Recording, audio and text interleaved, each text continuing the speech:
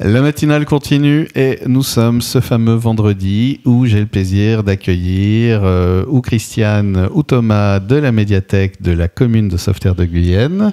Et ce matin, c'est Christiane qui vient nous parler d'un roman d'un jeune homme dont le nom est assez connu. Oui, bonjour Christiane. Alors, il s'agit de Jonathan Werber qui est bien le fils de son papa, à savoir Bernard Werber, donc l'auteur, entre autres, des Fourmis. Voilà, donc lui, c'est un tout jeune écrivain, dont c'est, en l'occurrence, le deuxième livre. Le premier était consacré au fantastique, puisqu'il était question de spirit au début du XXe siècle.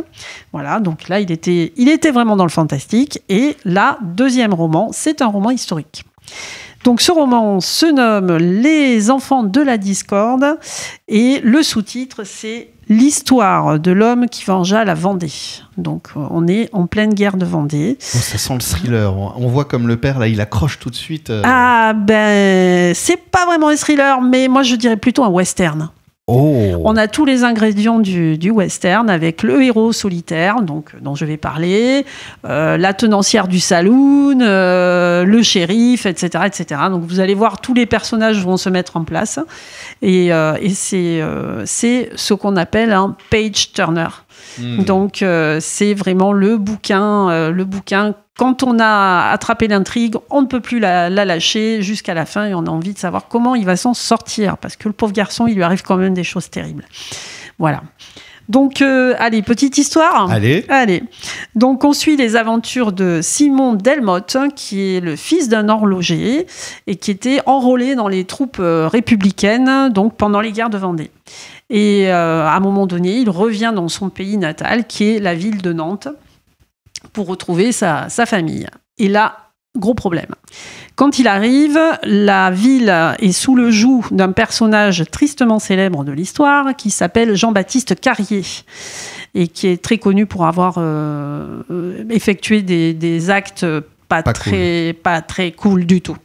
Voilà. Donc toute la ville est sous son joug et il s'aperçoit très vite que ses parents n'ont plus leur atelier d'horlogerie. L'atelier est fermé.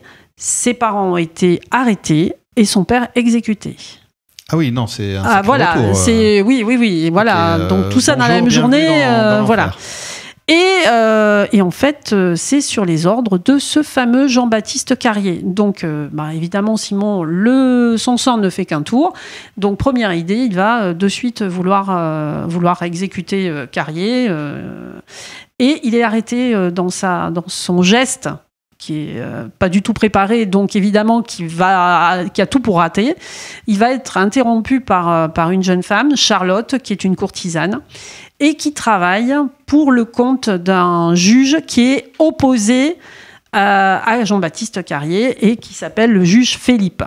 Voilà. Et ensemble, ils vont essayer de trouver le moyen de faire basculer Carrier et le faire plonger et le faire exécuter sous la guillotine.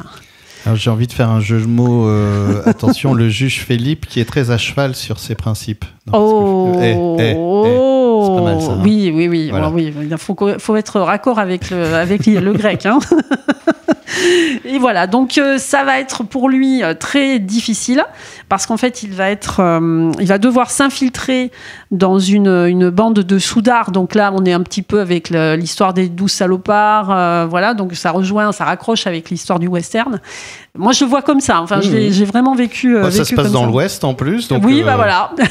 Voilà. Et donc, il va jouer en fait les agents doubles à s'infiltrer dans cette milice, tout en renseignant le juge Philippe, pour essayer de faire tomber Carrier. Et donc, c'est très dangereux. Il joue un jeu très, très dangereux. Voilà.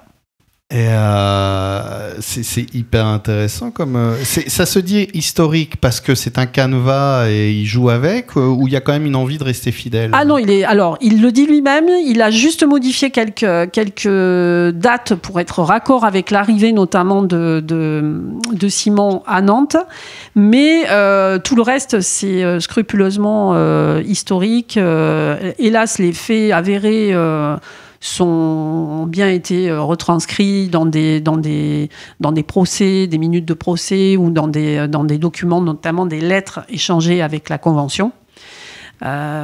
Oui, parce que vraiment c'est une affaire. Bon, c'est très sensible. Les historiens sont très en désaccord sur ce qui s'est passé en Vendée. C'est sujet brûlant depuis quelques années.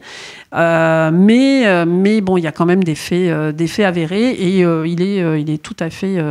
Enfin, c'est vérifiable, quoi, pour la plupart. Est-ce qu'on reconnaît la patte Werber dans le style, ou il arrive à créer son propre? Ah, il est très différent de son père. Oui. Moi, j'avais lu les Thanatonautes, qui est pas le plus connu, mais j'avais adoré de son père. C'est un de mes préférés, ouais. Ouais. Et là, c'est radicalement différent. Mais en revanche, plutôt que par contre, il a une patte. Il embarque. Il embarque, ouais. Il embarque. Le début, ça se pose, ça prend son temps. Simon prend quelques claques, le personnage, voilà. Mais une fois qu'on est vraiment, il y a un petit switch à un moment donné dans l'intrigue, et à partir de là, le livre, on peut plus le lâcher, quoi. Voilà. Alors, le livre, donc, on rappelle le titre? Alors, Les Enfants de la Discorde. Les Enfants de la Discorde, oui. de Jonathan Werber. Oui. Et qui est disponible à la médiathèque en prêt. Oui, incessamment sous peu.